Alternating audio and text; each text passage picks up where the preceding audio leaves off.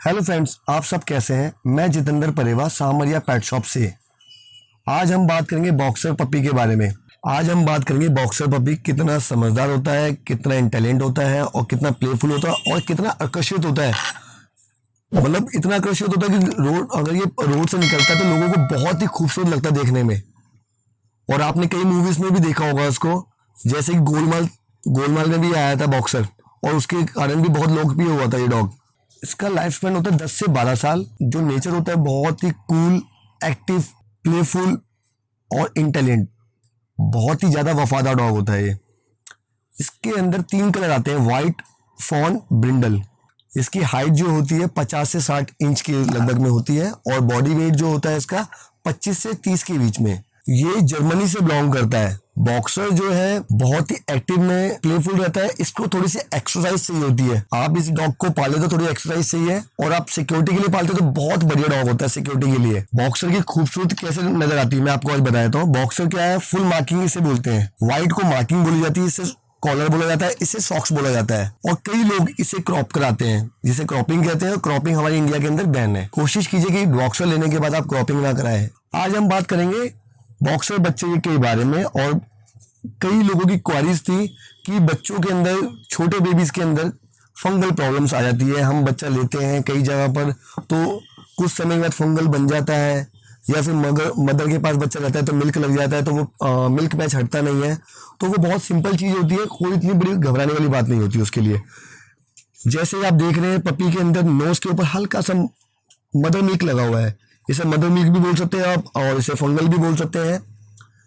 ठीक है जी। तो इसको आपको क्लीन करने के लिए बहुत नॉर्मल है, बीटाडीन लोशन लीजिए। इस लोशन को यहाँ आपको लगा के क्लीन करना है। और यहाँ पर वोकाजोल आता है, एक वोकाजोल मैं आपको दिखा देता हूँ। वोकाजोल ये होता है, ये वोकाजोल लगा के जहाँ भी ये फंगल हो रहा है पहले बीटाडीन लोशन से साफ कीजिए और वोकाजोल लगाइए दिन में 3 बार। आपके बच्चे का फंगल बिल्कुल क्लीन हो जाएगा। बट इसको आपको डेली करना होगा, केवल 10 डेज, ऑलमोस्ट 10 डेज आप करेंगे, बच्चा बिल्कुल फिट एंड फाइन हो जाएगा आपका बच्चा। ठीक है सर। और एक चीज और है, मेरे लिए आपको कहूंगा कि कई लोग डॉग्स के कान नहीं साफ करते। कई लोगों की क्वारीज थी कि डॉग के कान कैसे साफ करने चाहिए। तो जब भी आप नहलाओगे बच्चे को, मान लीजिए 3 मंथ्स के बाद हमारे को पपीज को नहलाना चाहिए, तो ऑलमोस्ट बच्चे को नहलाने के 15 से 10 मिनट के बाद इसको कान के अंदर वैक्स साफ करना होता है। जो प्रॉपर एक दवाई आती है इपियोटिक वेरबैक की, उसको इसमें 10 से 12 बूंद कॉटन में लगा के अंदर से प्रॉपर वैक्स साफ करना होता है। इसके कारण से डॉग्स के अंदर 90% स्मेल खत्म हो जाती है। कई लोग बोलते हैं कि भैया मेरे डॉग्स के अंदर बहुत स्मेल आती है, बहुत ज़्यादा स्मेल की बैठा नहीं जाता है। कई लोग घर में आते हैं तो स्मेल से महसूस होता है। तो आप जो भी लोग ले डॉग्स को और पालते हैं तो उसके कान को साफ कराइए। आप खुद कर सकते हैं तो बहुत बढ़िया वाली बात है, नहीं तो डॉक्टर से करवाइए आप, जब भी आप डॉक्टर के पास जाएं। और अब हम बात करेंगे बॉक्सर जब आप लेते हैं। जब बॉक्सर लेते हैं तो कैसे आपको क्या करना चाहिए। जब भी आप बॉक्सर किसी भी पेट शॉप से लेते हो, रजिस्टर्ड पेट शॉप होनी चाहिए। बच्चा लेते वक्त आप खेलिए उसके साथ, कूदिए उसके साथ और एक्टिविटी रखिए। हम बात कर रहे थे बॉक्सर खरीदते वक्त हमारे को किन किन बातों को ध्यान रखना है। पहला पॉइंट हमारा ये रहेगा कि रजिस्टर्ड पेट शॉप हो। जैसे कि हम हर वीडियो में बता रहे हैं अपनी, कि बच्चे को लेते वक्त आप रजिस्टर्ड पेट शॉप से लीजिए, बच्चे को आप रजिस्टर्ड ब्रीडर से लीजिए। और जो बच्चा आप ले रहे हैं तो उसके साथ खेलिए, कूदिए, एक्टिविटी कीजिए। आधा घंटा खेलने के बाद उसको खाना खिला के देखिए कि बच्चा प्रॉपर खाना खा रहा है एंड बच्चा प्रॉपर मोशन पास कर रहा है। मोशन भी पास करे तो स्ट्रॉन्ग मोशन पास करे तो बच्चा हेल्दी है। उसकी नोज पे आप हाथ लगा के देखिए, नोज ये पॉइंट पे, जैसे कि आप देख रहे होंगे बच्चे की नोज गीली है तो बच्चा फिट एंड फाइन है, हेल्दी बच्चा है। और जो बच्चा जिस टेम्परेचर से आ रहा है, आप ये दुकानदार से या किसी ब्रीडर से जब भी आप बच्चा लेते हैं तो ये जरूर पूछिए कि सर ये बच्चा एसी में रहता है या विदाउट एसी रहता। अगर बच्चा एसी में रहता है तो आपको एसी में रखना है, और विदाउट एसी रहता है तो बच्चा विदाउट एसी रखना है। पंखे में तो रखना ही है, बट एसी का बहुत ज़्यादा फर्क पड़ जाता है। आप जब बच्चा ले लेते हैं घर पे ले आने के बाद नीट एंड क्लीन जगह पर, जो आपका रूम हो जिसमें शूज, डस्टबिन और कोई ऐसी चीज़ें हो कि जो चार्जर वगैरह ना हो, उस रूम में बच्चे को रखिए।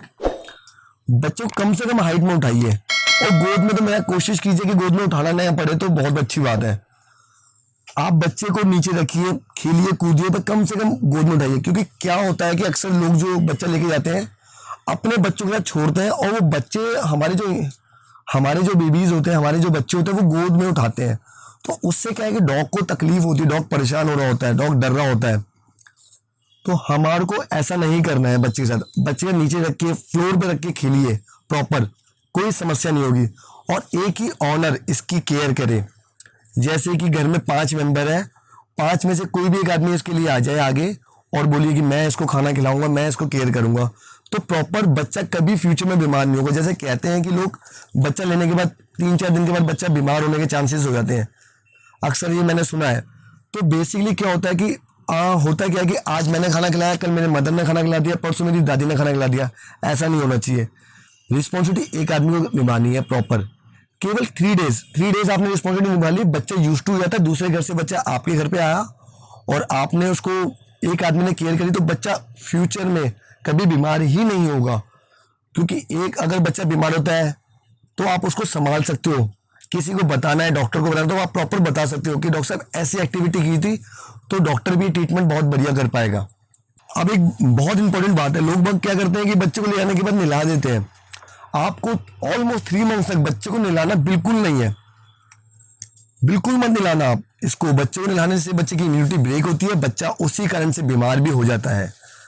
और डॉक्टर के पास जब आप जाएं तो उनकी टेबल्स पे बिल्कुल ना रखें, क्योंकि टोटल इन्फेक्शन डॉक्टर के पास रहता है।